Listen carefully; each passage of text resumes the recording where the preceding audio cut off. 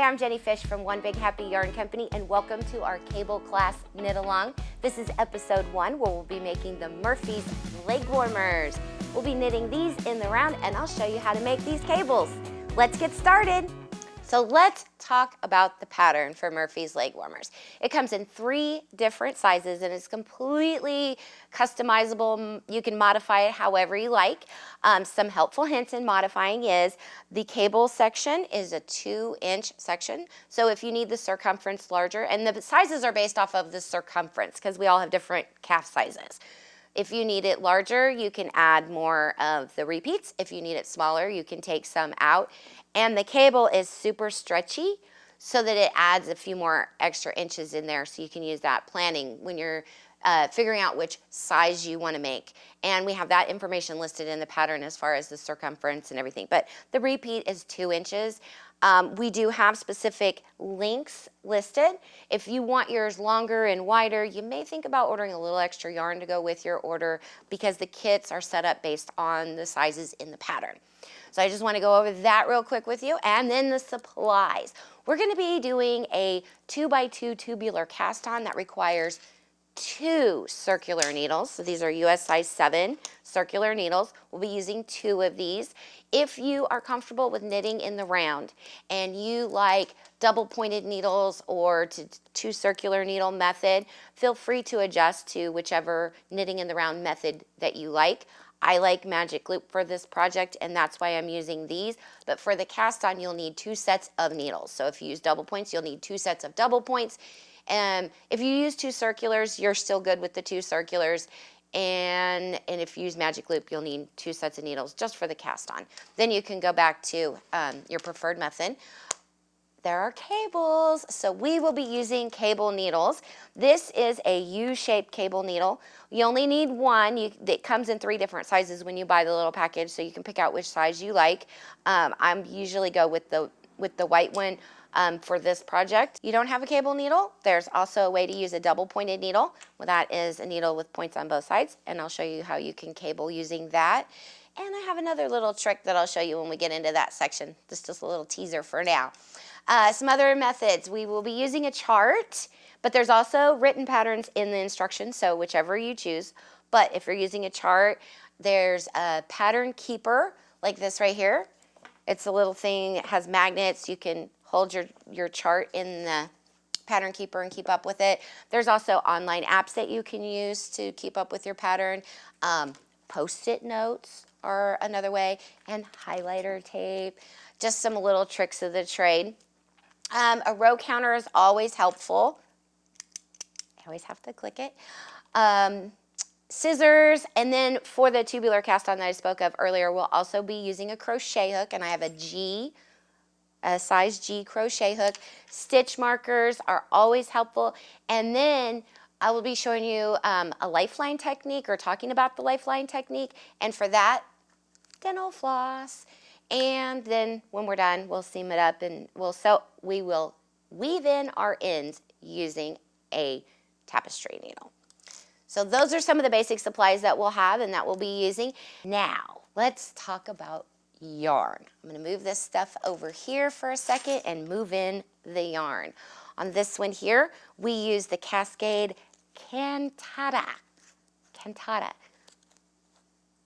gorgeous? And I love how this yarn just played into this pattern, and it really looks good up against denim with blue jeans. It looks really good.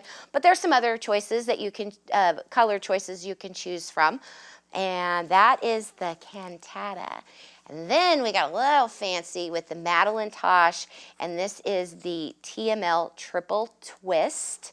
And this, let me see, remind myself here, it's 100% superwash, I believe. Yes, 100% superwash merino wool. Nice and squishy, and look how lovely these knit up in that.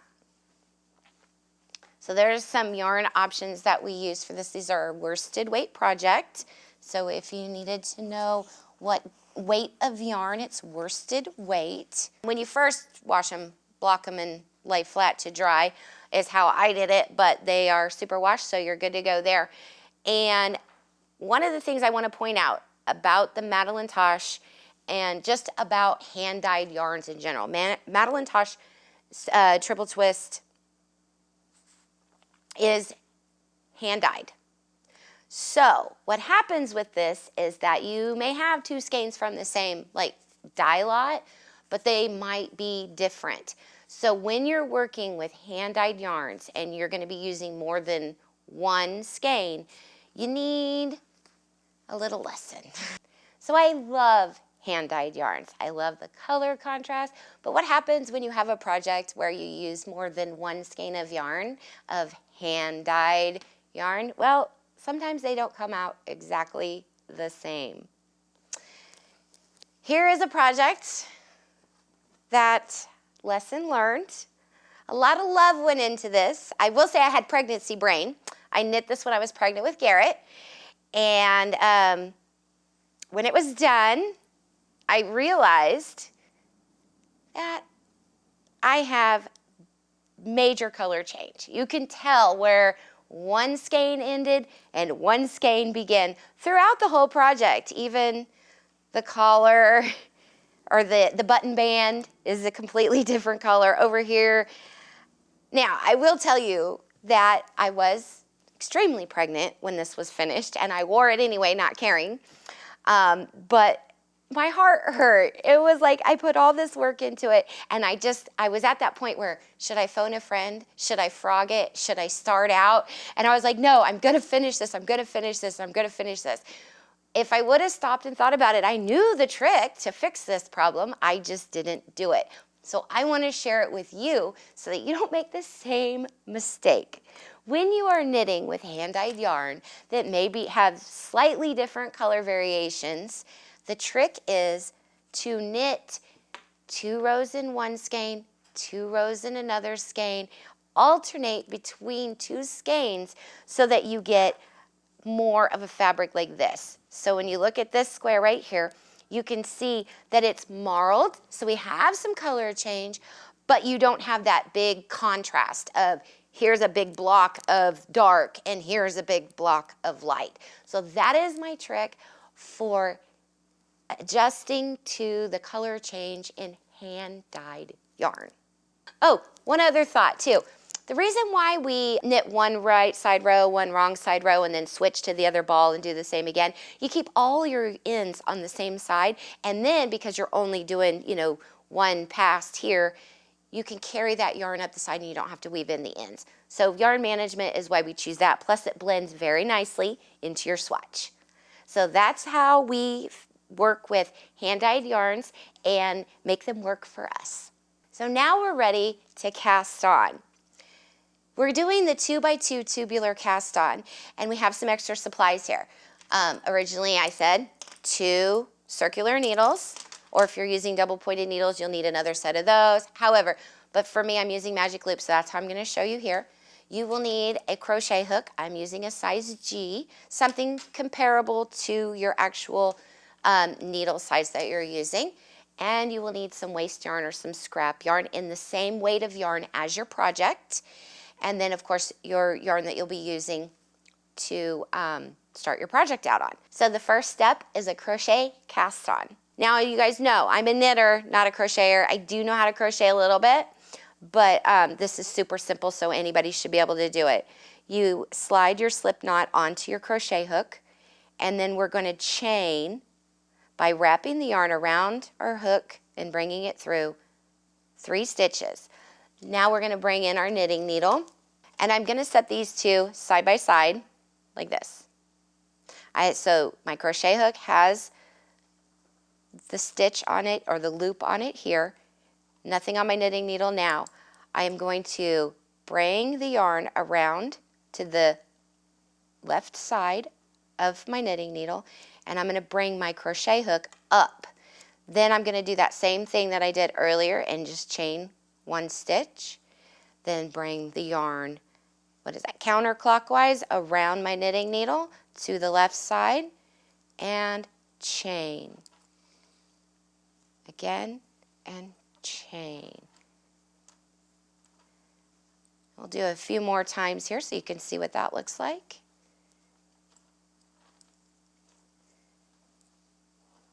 There we go. And then when you've got all the stitches that you need for your cast on, then you just go ahead and chain like 3 more stitches at the end and cut your yarn and pull it through. And now at this point, you're ready to start knitting right into those stitches with your working yarn, and you have done a provisional cast on, also known as a crochet cast on. So on this sample here, I have already cast on and I've knit 4 rows of stockinette, and I'm ready to start the next step of the 2x2 tubular cast on. So this is the crochet chain that we started out with. The first thing I want to do, and remember I said we're going to need 2 sets of needles. This is where the second set comes in handy. We're going to unzip. So this is what it looks like. Now when we get here, you want to be a little finicky with your work and look down in here.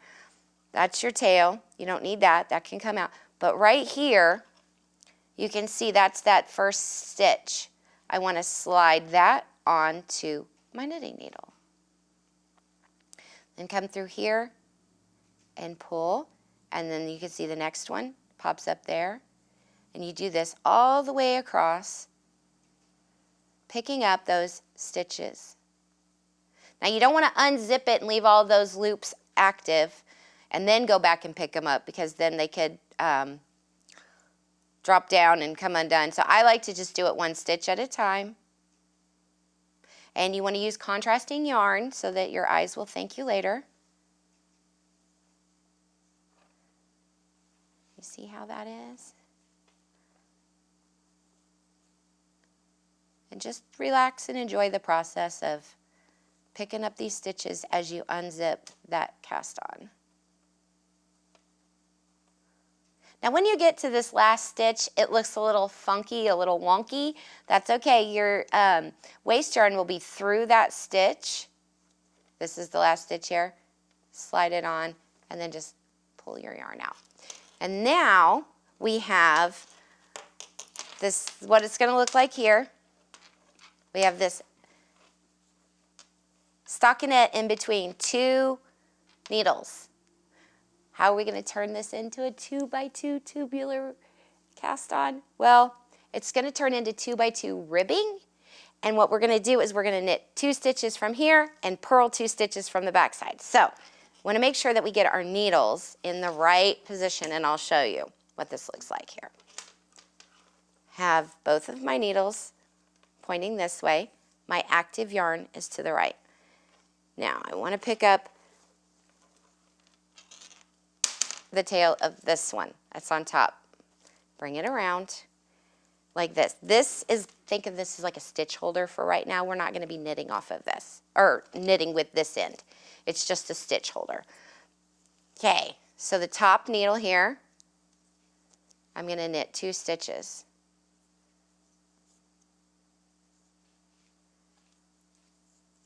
Now, I turn it around, and I'm going to purl 2 stitches. So see how I flip that? Now I'm going to purl 2 stitches from back here. So to purl, I bring my yarn to the front.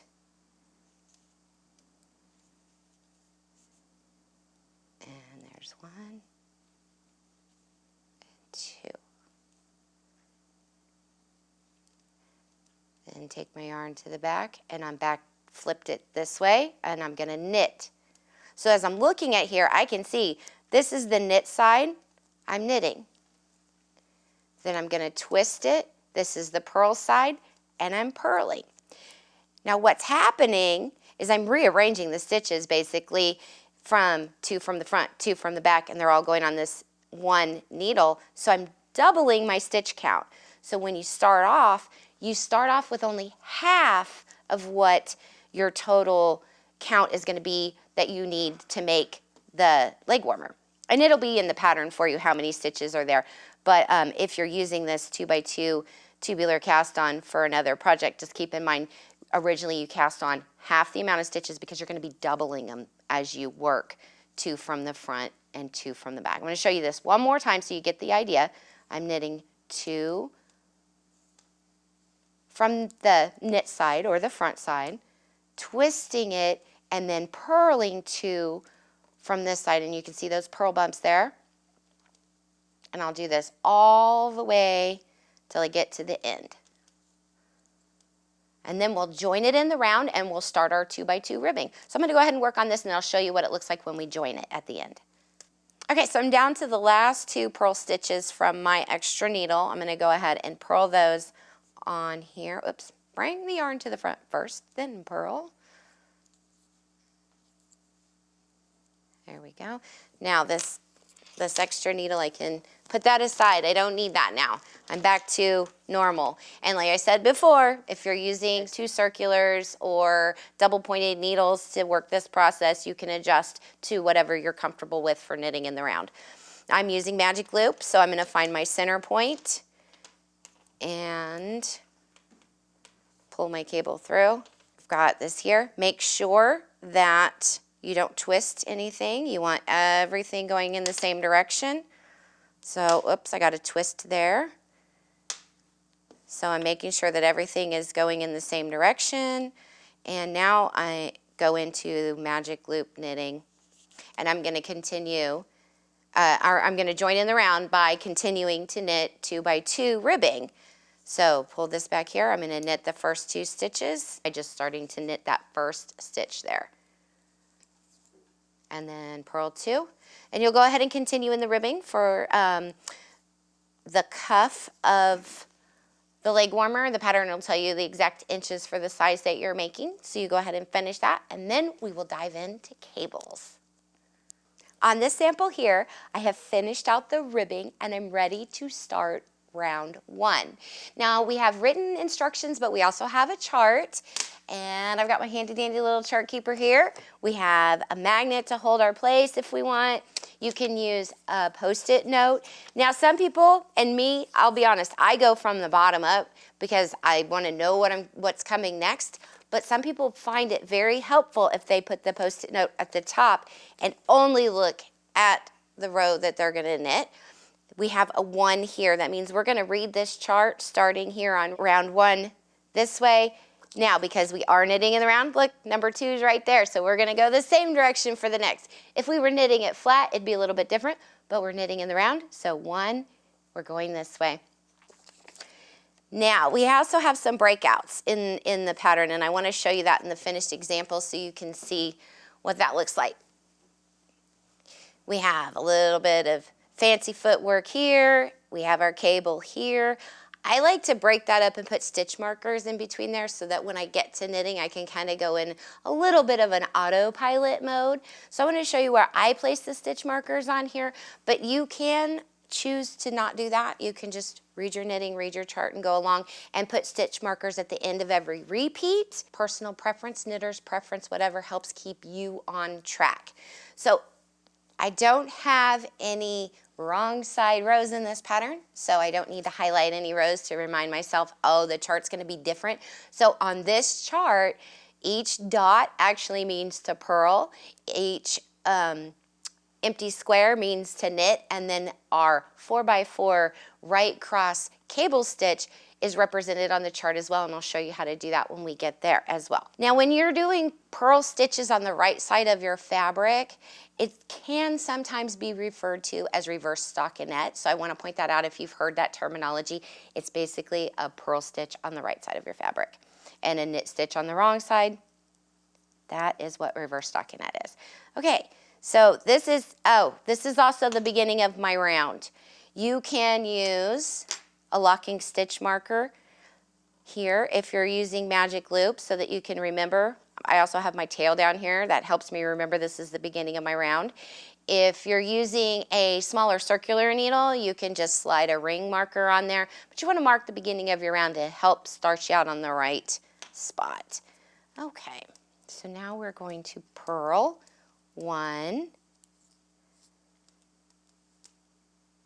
knit 1, purl 1, knit 1, and then purl 2, 1 and 2. Then I'm going to place a stitch marker here because we just worked this little section right here. So I'm placing a stitch marker, and now I'm going to start this section here where the cable is. Let me show you where that is on the chart. So I'm right here. I just, let me get a pointer here.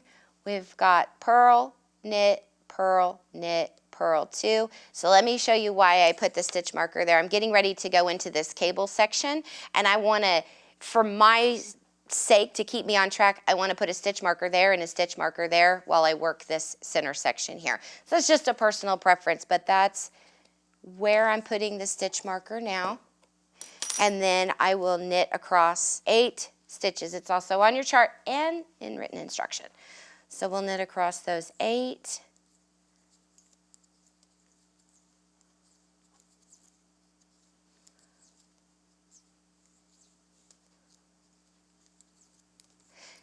One, 2, 3, 4, 5, 6, 7, 8. Now I'm going to place another stitch marker. And then if you look at the chart, I have a purl stitch right here. So I'll purl 1. Now that is the end of my repeat right there. So then you can put another color stitch marker there to indicate the end of the repeat. So you have this section, oh, that's where I'm going to be cabling. This is the end of my repeat. So use your stitch markers to your advantage as well. You know, give yourself some visual cues. And then I'm still on round 1. So now I'm going to come right back here to the number 1 and do that same repeat again. So now I'm starting the second repeat of round 1. And I'm going to purl, knit, purl,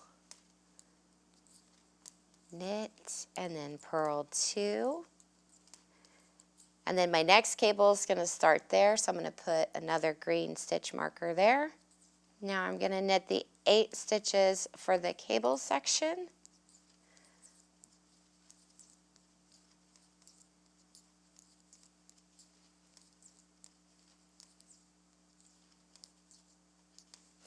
And place another marker. And then the last stitch is the purl. Now, because I'm doing magic loop, I'm at the end of this side. I'm not going to place another stitch marker there because my loop or my open gap will be my stitch marker for me. But if you're using a smaller circular needle, you may want to go ahead and put a stitch marker there to indicate that you're starting another repeat. So then you'll do that same thing all the way around.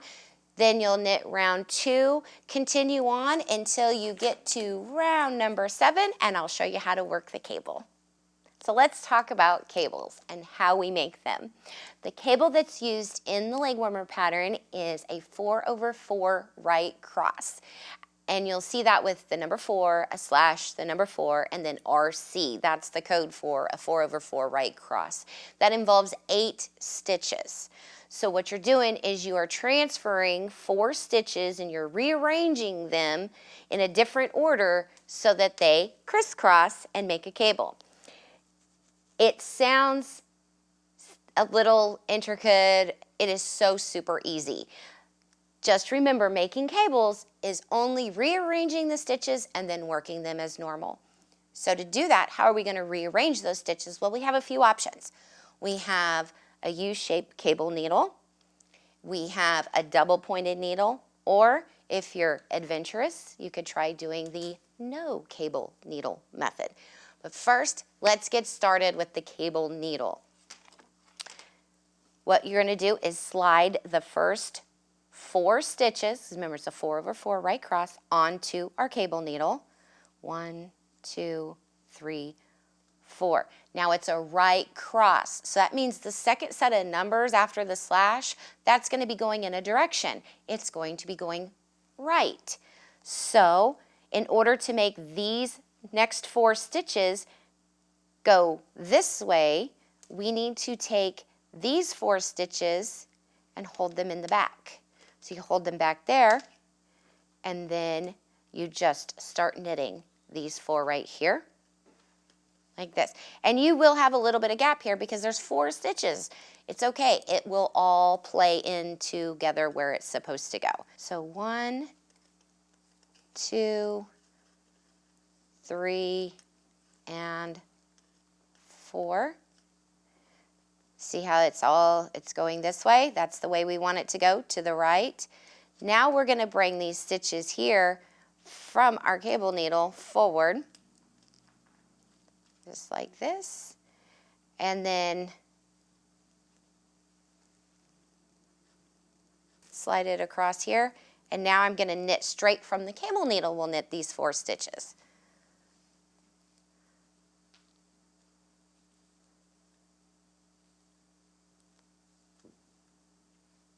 And your tension might get a little tight. That's okay. Just loosen up. They will fall into place and work themselves out.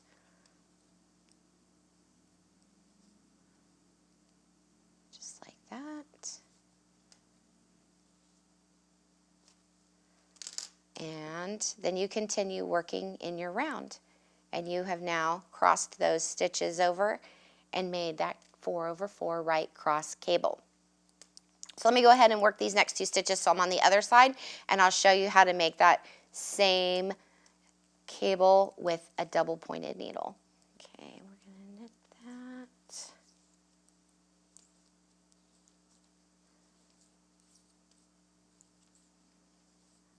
that. Okay, so now I'm back. I'm ready to make that cable again.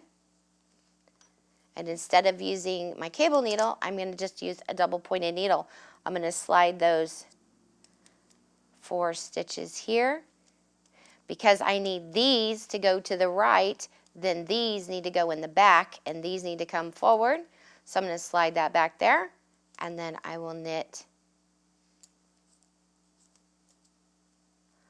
1, 2, don't knit your cable needle, 2, 3, and 4. Now, bring that to the front, and then just knit the 4 stitches off of the double pointed needle.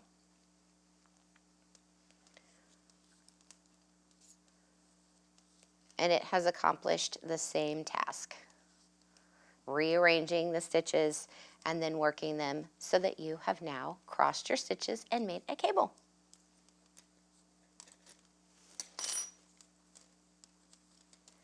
There you go. Okay, there is one other little trick, and that is, how do you do this without using a cable needle or a double pointed needle? Let me just back up, and I'll take these few stitches out and show you exactly how to do that. One other thing I want to talk about too while I'm taking these stitches out, boom, boom, scary, scary.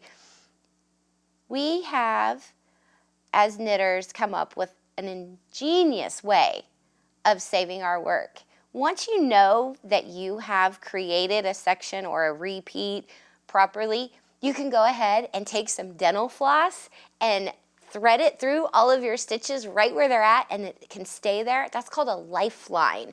And so I always have dental floss in my little bag of tricks and in my knitting bag with me everywhere to save those stitches, so that if I decide, oh, I made a mistake, I can rip it back to where that dental floss is, pick those stitches back up, and keep going. But I have successfully picked up all those stitches that you saw me just pull out to show you how to make a cable without a cable needle. Oh, I need to slide all these back to this needle because this is where they would be normally.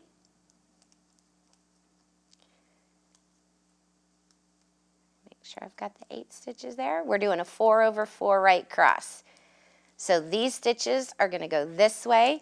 I'm going to come and I'm going to skip these first 4 stitches, and I'm going to slide my needle through the second set of 4 stitches. Then I'm going to pinch my work right here underneath the needle. And then I'm just going to slide all of them off. Because I pinched it first before I slid them off, they all stayed right there. I'm picking them up with my left needle and holding my right needle with those 4 stitches that I snuck in and slid on there. And now I can twist those stitches, slide them all back to the left needle, and now I just knit across all 8 stitches because they've been put in the right order, they've been flipped, and I haven't had to use another needle to do it. Then I come through. This first one will be a little tight because there's 8 stitches involved in this twist. But once you get going, they just work right into place. They fall right where they're supposed to. They will borrow a little yarn from the stitch around them to settle into place. That's just normal. That's the nature of cables. They will do that normally no matter how you twist those stitches. But now you just work them just like that. So you finish up your chart, knit your cables to the length, knit your leg warmers to the length that you want them to be, and then you finish off with a 2x2 ribbing, which is how you started. And then I'll show you how to bind off in pattern at the end to keep that stretchy bind off so that you can slide them over your calf. So once you finish your ribbing, you're ready to bind off in pattern. And I have a little sample here to show you how to bind off in pattern. But I want to explain a little bit of the reason of why we're doing that. And the reason is so that when we bind off, our stitches will come together and represent the stitches in the ribbing. See how that just rolls right over? So we're going to do that, and then as we bind off, it'll look the same as the ribbing. So let me show you how we do that. And you don't need to worry because the stretchiness that comes with this, you're making, like okay, let me just show you so I can tell you. I'm doing a knit stitch right here, knit. This stitch is using the same amount of yarn as a knit stitch. Then I'm binding it off. Now I'm switching over to a purl stitch, so I'm bringing my yarn to the front. When I make this purl stitch, it's using the same amount of yarn that a purl stitch will make, so it is not changing my gauge. Oops, here I do this all the time. Now to bind off, pick this stitch up, lift it up and over. Then I purl the next stitch, lift this stitch up and over. And I'm doing it kind of loosely too because I know that I want these to stretch and go over my calf, so I really don't want it super, super tight. So I'm giving a lot of extra yarn and loosen my tension. Sometimes people have also found that if they use a larger needle when they do this bind off, they'll get that extra stretchy too. So I would highly recommend if you get these bound off and you're like, oh, this is just too tight, you can feel the resistance. Don't try pushing it because you'll break your yarn.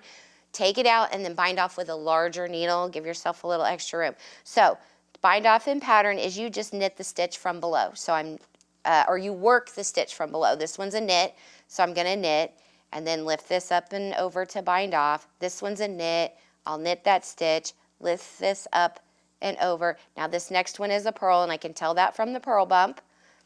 Bring my yarn to the front, purl that stitch, and then lift this stitch up and over, purl the next stitch. Keep your tension loose. And there you go.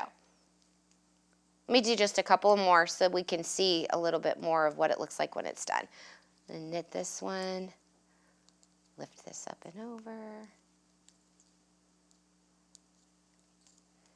then purl.